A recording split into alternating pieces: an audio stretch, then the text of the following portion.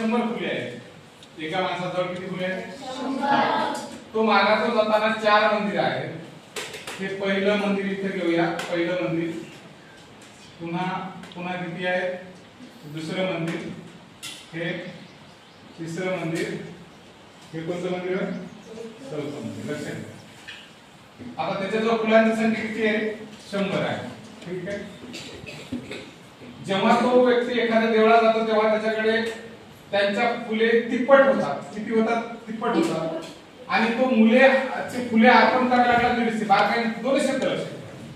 पहिल्यांदा मंदिराजवळ गेला की तिप्पट होणार, अर्पण करणार 150. दुसऱ्या मंदिरावर जाणार, तिप्पट फुले होणार, किती अर्पण करणार? 150. पुन्हा तिसऱ्या मंदिरावर जाणार, तिप्पट करणार, 150 फुलं अर्पण करणार. चौथ्या मंदिरावर जाणार, त्याची तिप्पट होणार आणि फुलं किती अर्पण करणार?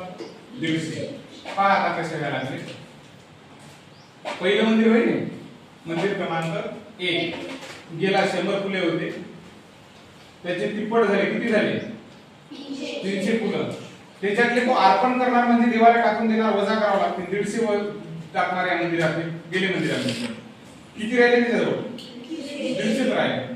हे घेऊन इथे जाणार 150. त्याची तिप्पट बरोबर मंदिरात गेली होणार. 15 × 45 450 झाले. पुन्हा तो काय करणार? अर्पण करणार देवाला. किती अर्पण करायला लागला? 150 अर्पण करायला लागला. 0 0 3 झाले. पुन्हा हे इथे जाणार 300. 300 ची किती होणार? तिप्पट होणार. किती होणार इथं? 300 900. 900 ची 900 तून किती चालले? 150. 0 10 7 गेले, 5 राहिला.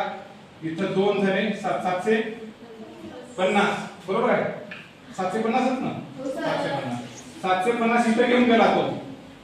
त्याची किती झाली? तिप्पट झाली. 3 5 15 15 से 5 हाताला 1 7 21 21 आणि 22. याच्यातून किती वजा केले? 150. 0 0 1 2 21. शेवटची फुलं किती राहिले? मुलं. आलं? समजलं? काय केलं? 3 पट झाली 150 दिले, 3 पट झाली 150 दिले, 3 पट झाली 150 दिले, 3 पट झाली. प्रॉब्लेम असा मला प्रश्न कळला. काही मुली काय केला? हे 100 याचे घेतले, इथे घेतले, इथे आलेल्या उत्तराशी करत राहायचं. ओके.